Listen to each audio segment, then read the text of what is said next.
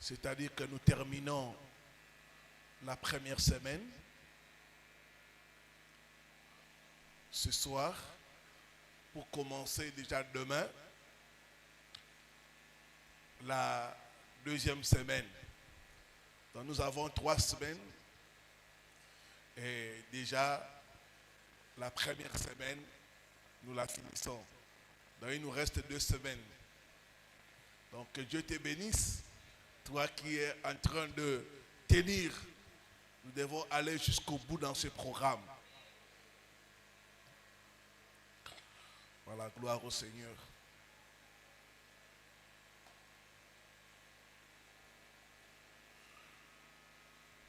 J'aimerais cet après-midi nous partager sur la famille d'Elimelech. Les esprits de famille, je vais prendre le cas de la famille d'Elimelech. Ruth chapitre 1, du 1er au 6e verset.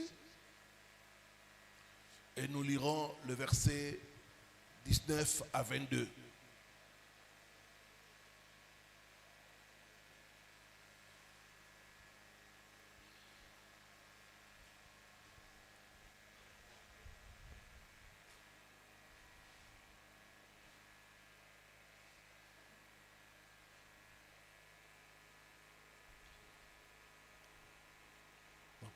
Ruth,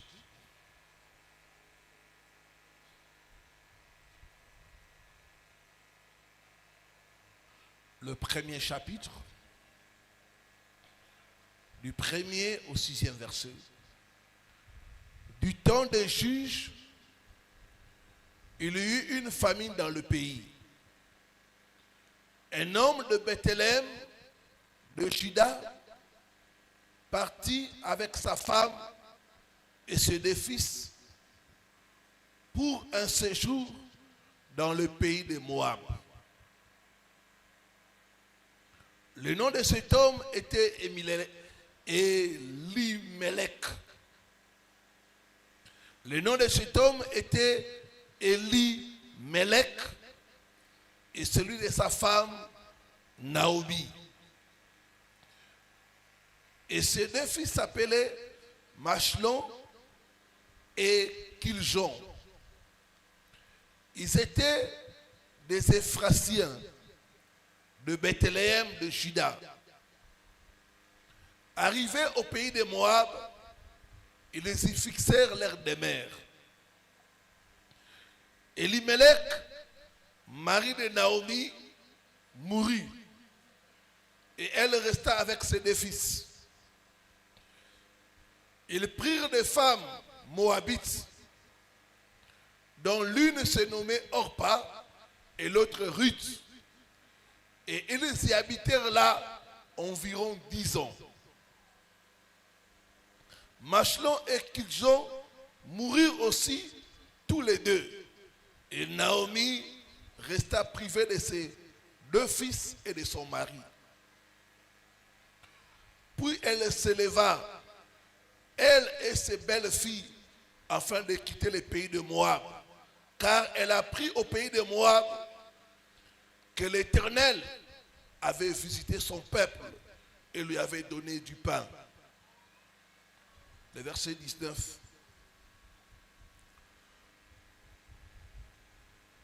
À 20. Elles firent ensemble le voyage jusqu'à leur arrivée à Bethléem. Et lorsqu'elles entrèrent dans Bethléem, toute la ville fut émue à cause d'elle. Et les femmes disaient, est-ce là Naomi? Et elle leur dit, ne m'appelez pas Naomi. Appelez-moi Mara, car le Tout-Puissant m'a rempli d'amertume. J'étais dans l'abondance à mon départ, et l'Éternel me ramène les mains vides. Pourquoi pourquoi m'appelez-vous Naomi, après que l'Éternel s'est prononcé contre moi et que le Tout-Puissant m'a affligé? Ainsi, il revint du pays de Moab, Naomi et sa belle-fille Ruth la Moabite. Elles arrivèrent à Bethléem au commencement de la moisson des anges. Amen. Et au commencement de la moisson des orges, pardon. Que Dieu bénisse sa parole. Les esprits de famille.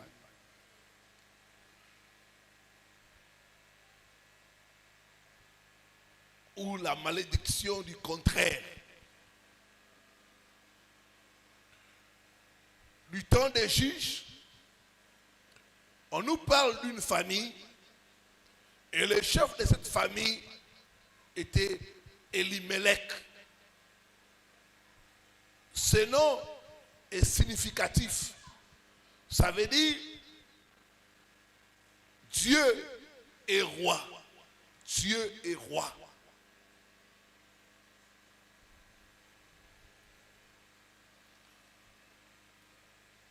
Cet homme qui était chef de famille, à un moment donné, sa famille se retrouvait dans une situation difficile. Il y avait la famine dans le pays. Et elle a pris une décision qui semblait bon à ses yeux, comme chacun de nous a l'habitude de prendre des décisions sans consulter l'Éternel. Il a pris la décision de quitter l'héritage de l'Éternel et de s'établir dans le champ de Moab, c'est-à-dire au milieu des enfants d'Israël. Il a quitté Bethléem pour aller au pays de Moab, un pays qui était sous la malédiction.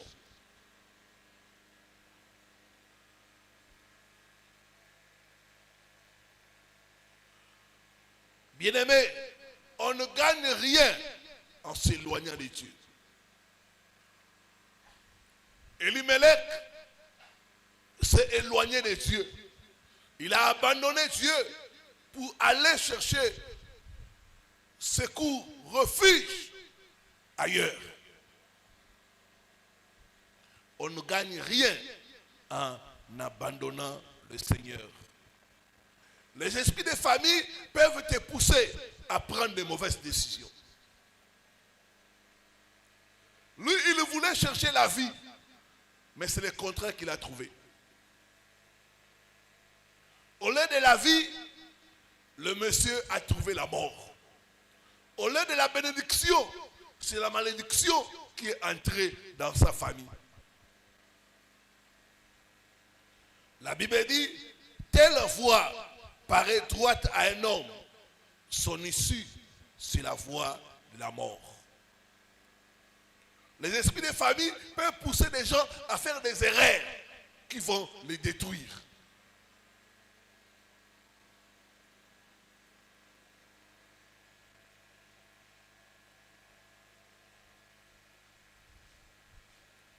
Ils sont allés dans un pays où il y avait l'idolâtrie.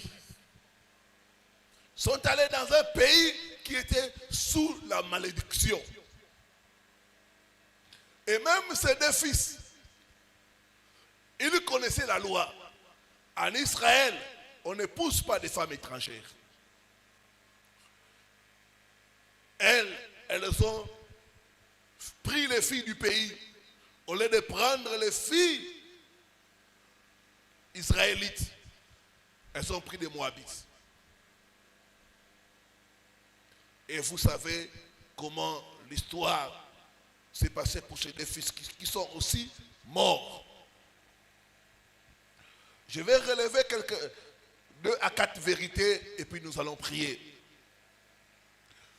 Première chose, nous voyons dans cette famille, c'est la mort. La mort en cascade. Le papa est décédé. Après lui, les enfants. Il n'avait que 2 enfants. Et les 2 enfants sont morts. Quand les esprits de famille sont en opération, il y aura des morts mystérieuses. Des morts en cascade dans des familles. C'est l'œuvre des esprits de famille.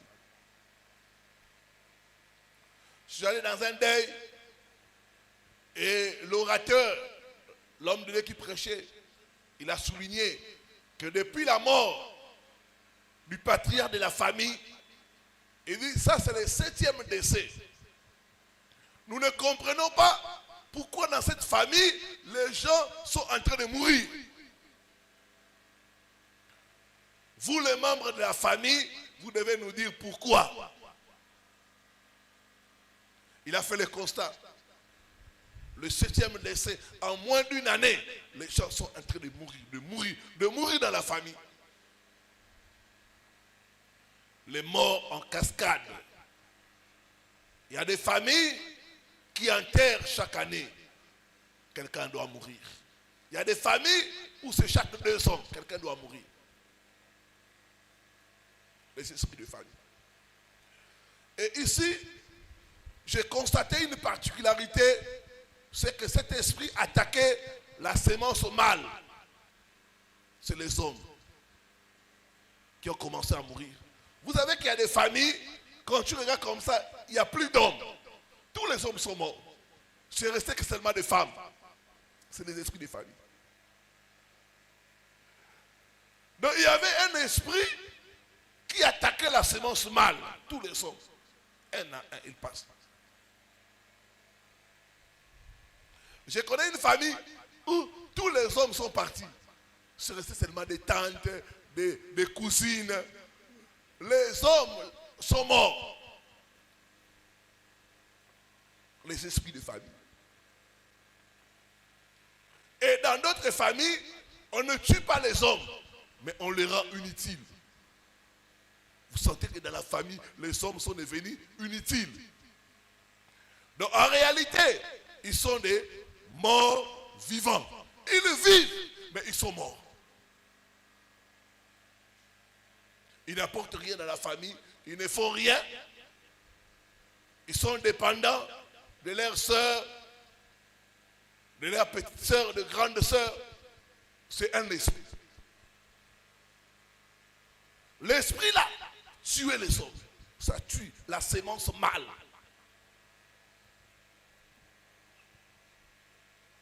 Ma prière, tout esprit qui tue la sémence mâle dans ta famille, soit arrêté au nom de Jésus. Soit arrêté au nom de Jésus. Soit arrêté au nom de Jésus.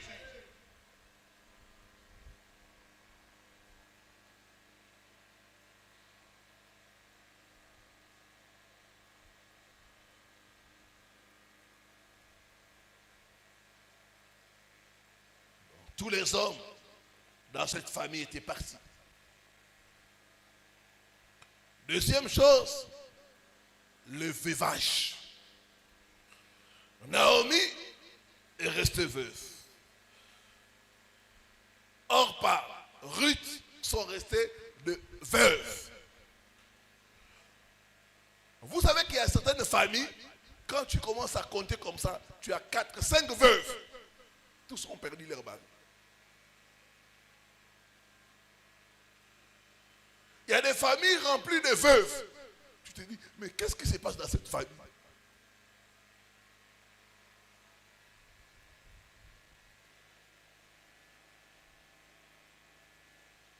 J'ai partagé avec un homme de Dieu. Il était attaqué par l'esprit de mort. Et il m'a dit, pasteur, prie pour moi. Parce que du côté de ma femme, toutes ses sœurs ont perdu leur mari. Donc je suis resté le seul. Et ils veulent me tuer. Il dit, ils veulent me tuer. Donc, il y a des familles où il y a un esprit où tu vois 4, 5 veuves. Bon, les femmes perdent leur mari, perdent leur mari. C'est un esprit qui est dans une famille. Quand tu te maries dans cette famille-là, cet esprit-là va chercher à te tuer ou à t'éliminer. C'est-à-dire que vous avez des familles où il y a des femmes de 30 ans qui sont des veuves. 35 ans, elle devient veuve jusqu'à sa mort. 40 ans, elle devient veuve jusqu'à sa mort. De veuvage précoce sont l'œuvre des esprits de famille. J'allais faire une prière dans une famille. J'ai rencontré 2 veuves. Elles étaient mariées. Elles ont eu des enfants. Et elles sont rentrées dans la parcelle familiale. Et quand on a commencé un peu avant de faire la prière, on a commencé à expliquer, dans notre famille, on ne comprend pas. Tu peux te marier. Après un temps, tu perds ton mari. Tu reviens dans la parcelle familiale. L'aînée était là. C'est elle qui parlait. Celle-là, c'est ma petite sœur.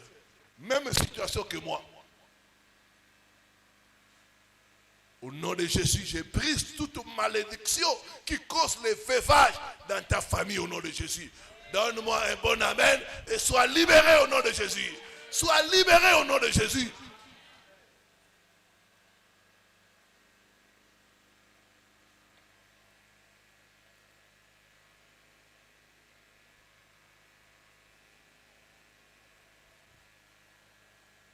Quand vous constatez dans une famille, il y a plus d'une veuve, c'est plus normal. Il y a un esprit qui est en train d'agir. Troisièmement, ce que j'appelle la malédiction du contraire. Elimelech, son nom veut dire Dieu est roi. Naomi, son nom veut dire mes délices. Mais regardez leur vie. C'est tout le contraire qu'ils vivaient.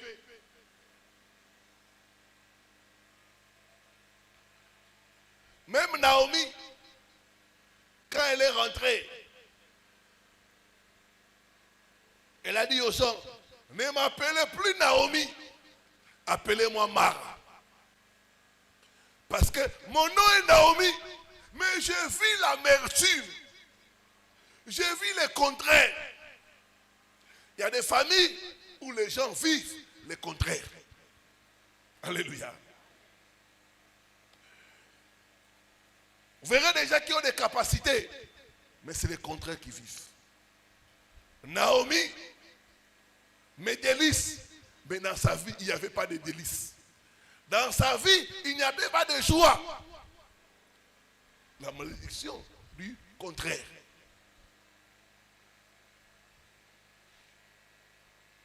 J'ai rencontré quelqu'un qui s'appelait Prosper, mais dans sa vie, rien de prospère. Rien.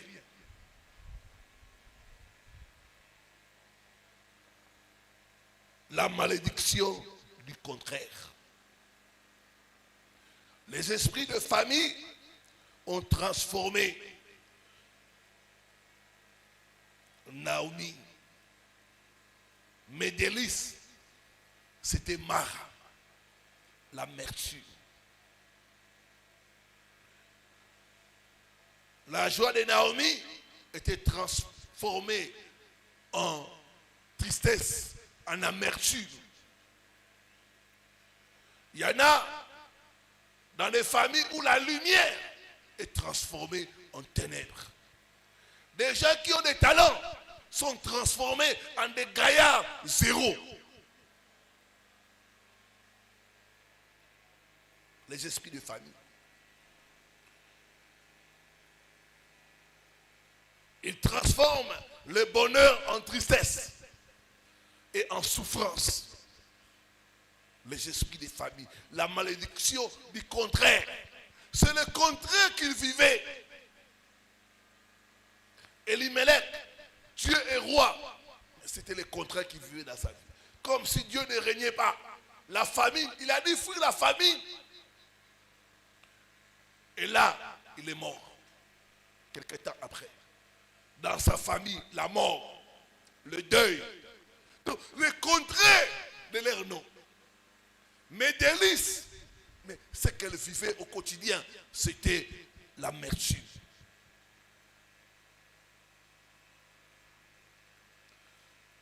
Dans Ésaïe 28, le verset 8. Ésaïe 28, le verset 8.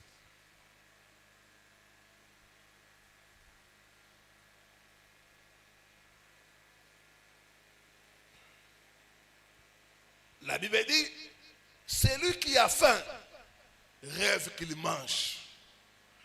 Puis il s'éveille, l'estomac vide. Celui qui a faim, il rêve. Mais quand il se réveille, c'est le contraire. Et c'est ce que beaucoup de gens vivent. Ce qui se passe dans beaucoup de familles.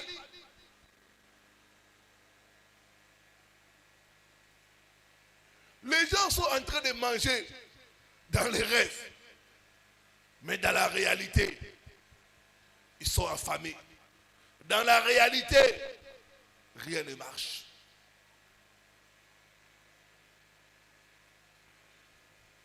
Tu as l'impression que tu manges, mais quand tu te réveilles, tu es fauché. Les gens te voient bien, mais toi-même, tu sais que tu es en train de souffrir. Il y a des gens, vous êtes là, quand vous dites aux gens que vous manquez, ils ne vous croient pas. Parce que vous avez l'apparence. Mais dans la réalité, il n'y a rien. Et c'était le cas de la famille de Naomi, le contraire. Les gens vivaient le contraire. Quand tu vois dans une famille, les gens vivent le contraire. C'est qu'il y a les esprits des familles qui sont en train d'agir. Vous verrez des familles où il y a des belles femmes, mais aucune n'est mariée, aucune n'est dotée. C'est le contraire. Vous avez des familles où il y a des diplômés, mais aucun ne travaille. Le contraire. On dit, tu rêves que tu manges. Quand tu t'éveilles, l'estomac est vide.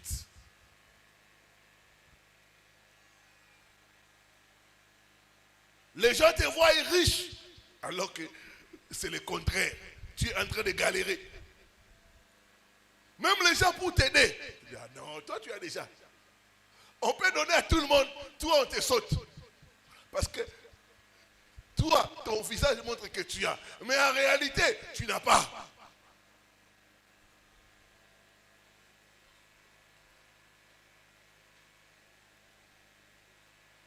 Il y a même des gens qui peuvent dire, ah, pour toi, tout va bien. Mais toi-même, tu sais que tu as des retards de loyer. Les enfants sont chassés de l'école. Le contraire. Toute malédiction du contraire dans ta vie soit brisée au nom de Jésus. Soit brisée au nom de Jésus. Donne-moi un bon amen et reçois ta délivrance au nom de Jésus.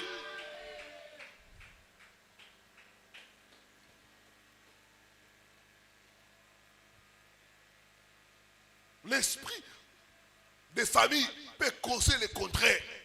Vous verrez même des gens faire des affaires, investir, mais ils ne récoltent pas. Ils sèment, mais ils ne récoltent pas. C'est le contraire. Tu investis, mais tu n'as pas de profit. Tu travailles dur, mais c'est en vain. Le contraire. J'ai reçu le cas d'une famille où les femmes sont battantes, les hommes travaillent, mais c'est le contraire qui vivent. Ils n'ont rien à montrer. Rien à montrer.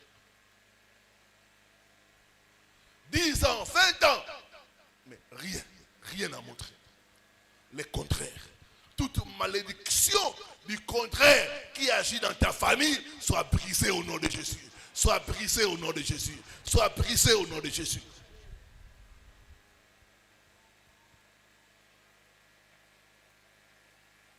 Tu travailles comme un éléphant. C'est le salaire de la fourmi.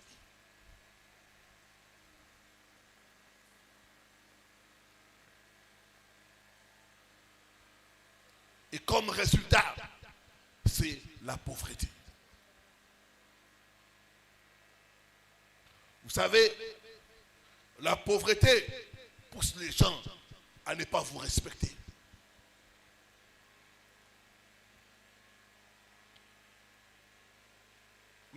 femme, si tu es pauvre, ne va pas te respecter. Vous savez, même dans nos familles, quand tu es pauvre, il y a même une réunion de famille, on ne t'invite pas. Même les deuils, on informe tout le monde. Toi là, on te saute parce que tu sais, il ne va rien contribuer.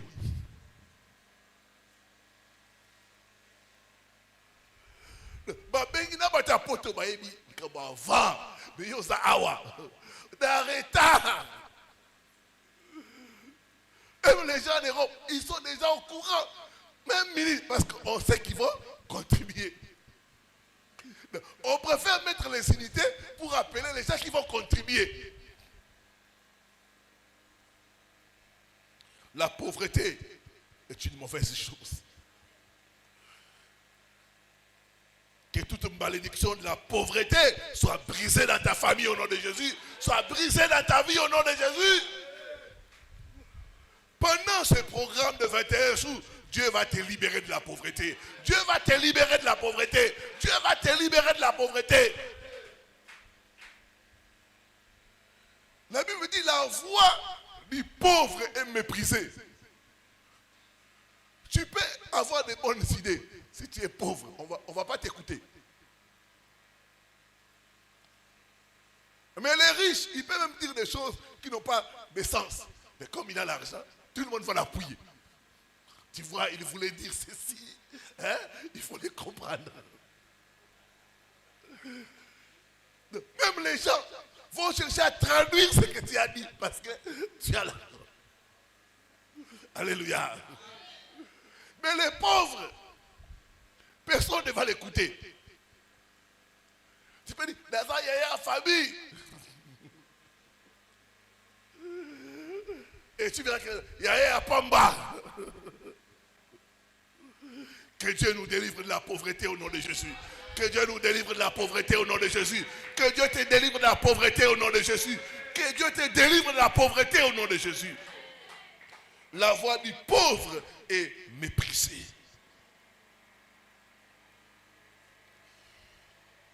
Le contraire. Je prophétise que tu sèmeras et tu récolteras au nom de Jésus. Tu sèmeras et tu récolteras au nom de Jésus.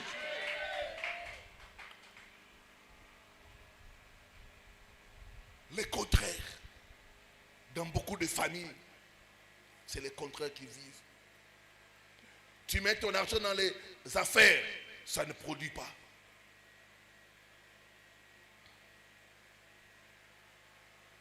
Une autre chose, quand la malédiction du contraire est entrée d'agir dans une famille, on va constater ceci, que les gens auront tendance à te rendre le mal pour le bien que tu les fais. Tu peux faire le bien aux gens, c'est le mal qui te rentre. C'est ça le contraire. Tu peux aider les gens, c'est les mêmes personnes-là qui vont te combattre. Le contraire. La malédiction du contraire.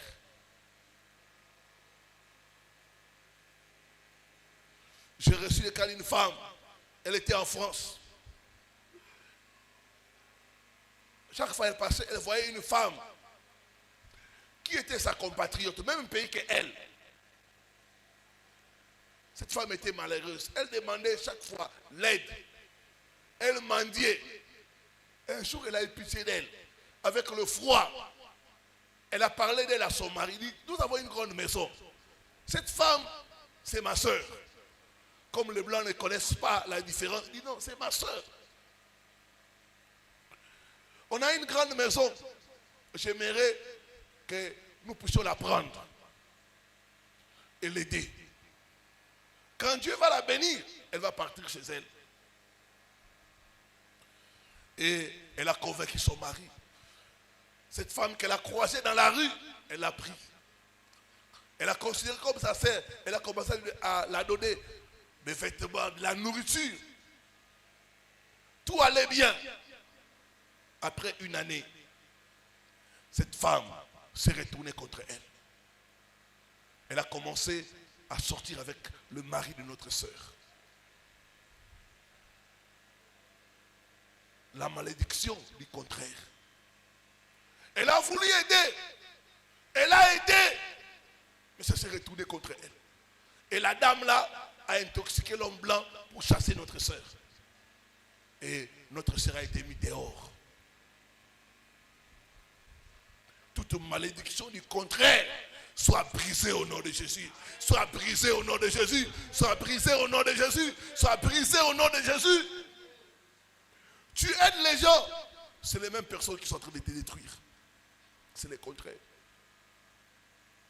La malédiction, le contraire. Tu aides les gens. Tu donnes des gens la nourriture, les vêtements.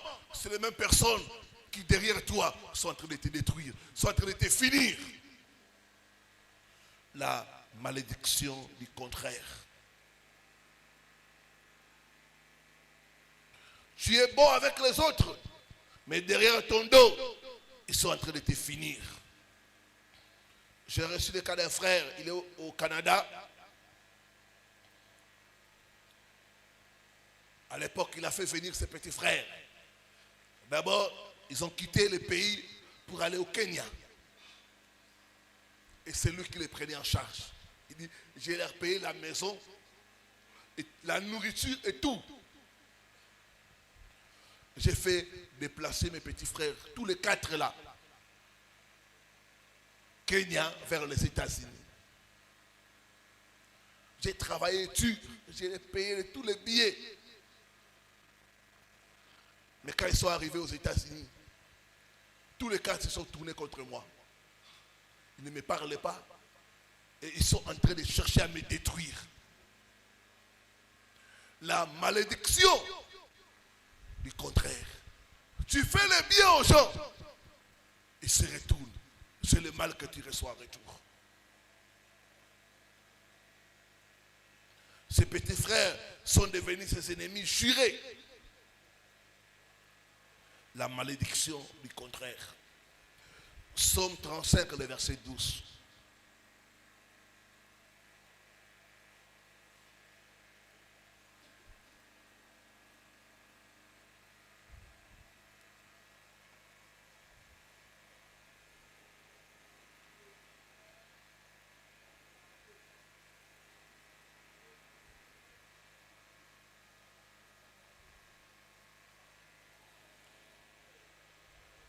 Psaume chapitre 35, le verset 12, la Bible dit, il me rend le mal pour le bien. Il me rend le mal pour le bien. Normalement, le bien, on doit recevoir en retour le bien. Quand tu fais le bien, tu dois recevoir en retour le bien. Mais toi, tu fais le bien. En retour, on te rend le mal.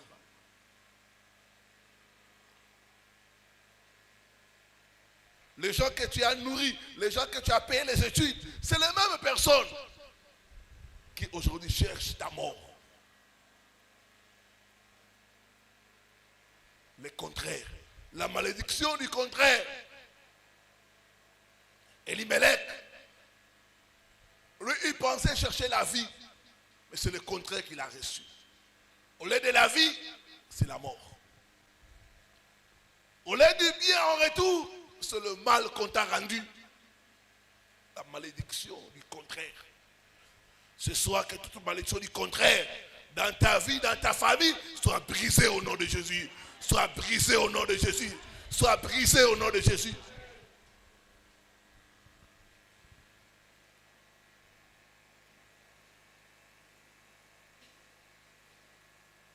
Il me rend le mal pour le bien. Mon âme est dans l'abandon. Ça fait mal. Ça fait mal quand c'est des gens que tu as nourris, quand c'est des gens que tu as payé les études, quand c'est des gens que tu as aidés qui se retournent contre toi.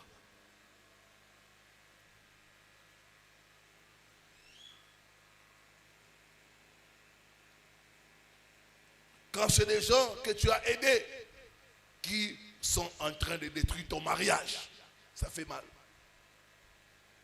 Ça fait mal. On a entendu l'histoire d'une femme, ici à Kinshasa, qui a été tuée par son propre chauffeur. C'est ça la malédiction du contraire. Son propre chauffeur l'a tué.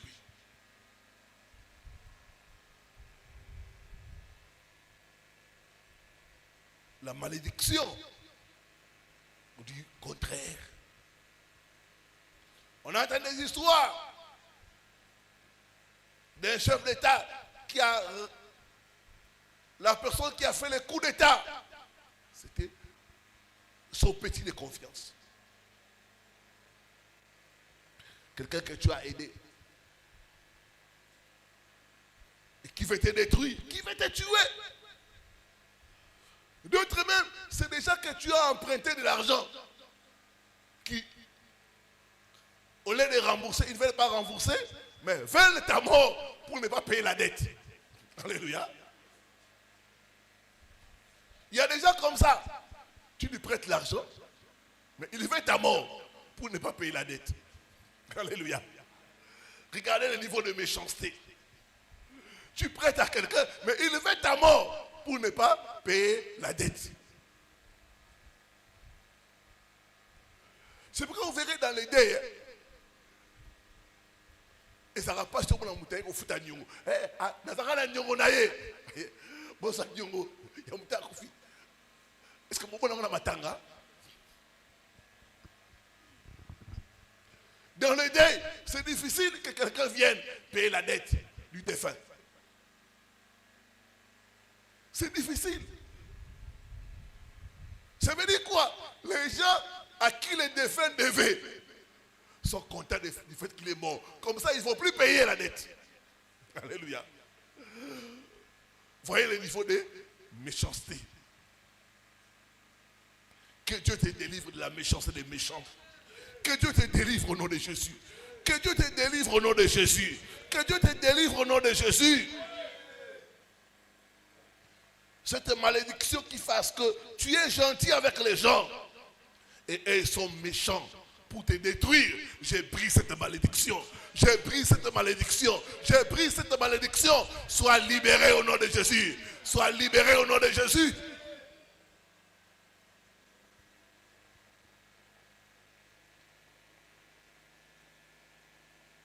Que Dieu bénisse